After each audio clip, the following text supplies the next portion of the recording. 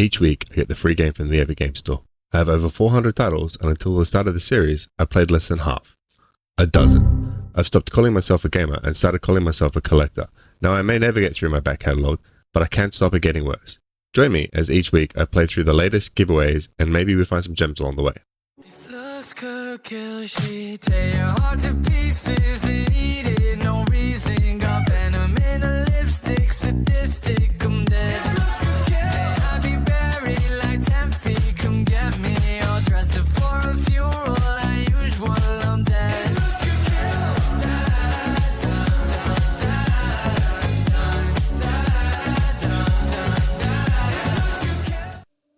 This week's first game was Rogue Waters.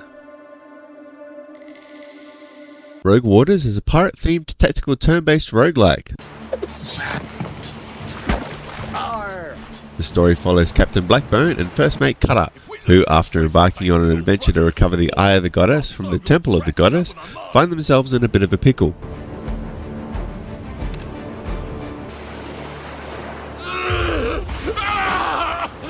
My eye! I've lost my damn eye! There you are, boy. Come, let's see your eye. Painful, eh? Ahoy! Someone fetch me. Have you lost your mind? You're the lunatic here, boy. What possessed you to steal from your captain? And in such a permanent way? 14 years lying in Davy Jones' locker before Cutter is pulled from the waters by his old crew, who have apparently taken it upon themselves to keep the ship maintenance up to date in hopes of finding a new captain. What ship lies at anchor there? It's magnificent. After immediately being appointed said role of captain, Cutter wastes no time in waging war on his former boss, Blackbone, as any respectable pirate would do. You did your best to kill me. For the crime of loyalty, if memory serves. Blackbone's offer to let bygones be bygones falls on deaf ears, as Cutter's wounds are still far too fresh. You lad, but you refuse. And his new eye is whispering in his ear. Enough talk. Chop his bleeding head off. I got a bad feeling about this. What in all the hell? Did that bastard just kill me again? That he did. It was sheer agony to the better end, but here you, back and bad as ever. The game centers around running raids of either skirmish missions for upgrades or continuing the main storyline, completion of which, either by glorious victory or more likely another burial at sea,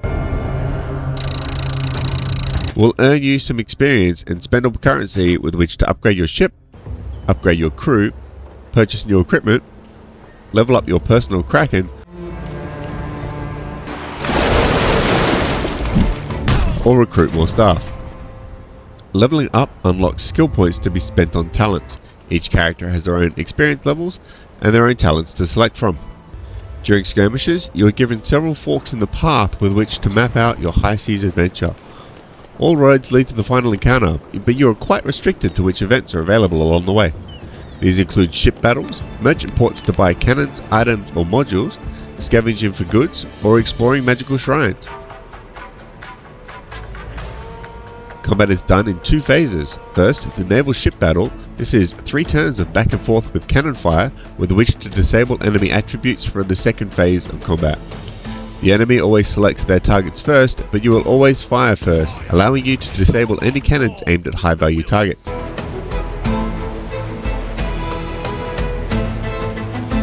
The second phase of combat is a tactical deck battle. The objective of the deck battle is of course to either eliminate all enemies or to scare the enemy to point of surrender. This is done by accruing enough points of overkill to fill the fear bar at the top of the combat screen.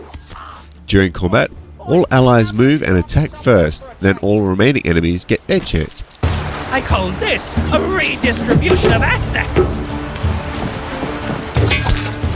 Allow me to compose a symphony in your honor. Rogue Waters has an intriguing story, interesting combat, fantastic voice acting, and enough of a progressive gameplay to remain captivating for a while, but is quite repetitive and has too many skipped opportunities that trigger my FOMO. I give this game a 7 out of 10. The men tell no tales. The other game this week was Songs of Conquest.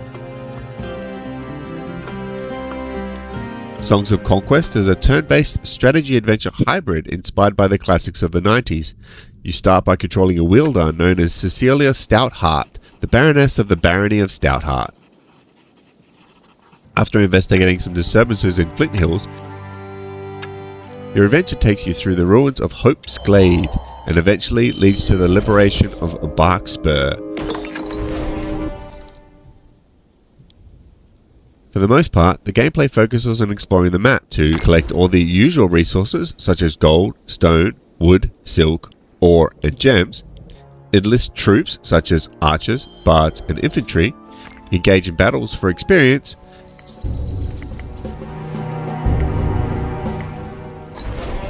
and explore points of interest for equipment and passive boons for your next battle.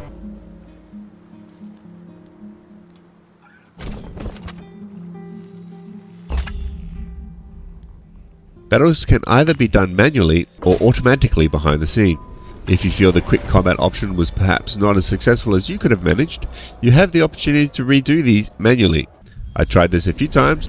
As I don't know the true intricacies of this game, I was never able to achieve a better outcome.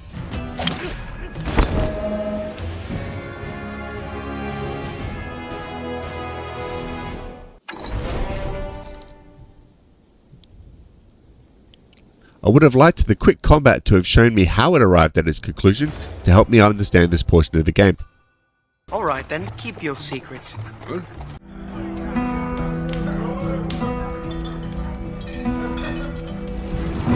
With grim conviction rose Cecilia of stout heart. And your combat involves strategically moving groups of troops through a hex battlefield whilst your wielder sits back collecting essence to cast magic. Further on in the story, you will unlock settlements with which to hire additional wielders, each with their own armies to control, train additional troops for hire, research upgrades, and build and upgrade resource generation. As far as I can tell, there seems to be no penalty for skipping turns, which means you can feel free to hit that end turn button until your garrison looks like it's preparing for an apocalypse. Songs of Conquest has a nice feel of nostalgia for a game that's not at all nostalgic, has smooth gameplay and enough of a story to keep you going, but failed to pique my interests. I give this game a 6 out of 10.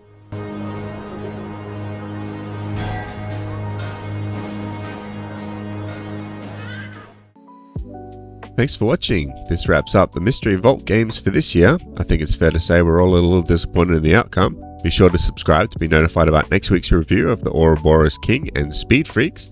If you like this video, please like this video, and as always, if you played either of these titles yourself, please drop a comment and let me know your thoughts.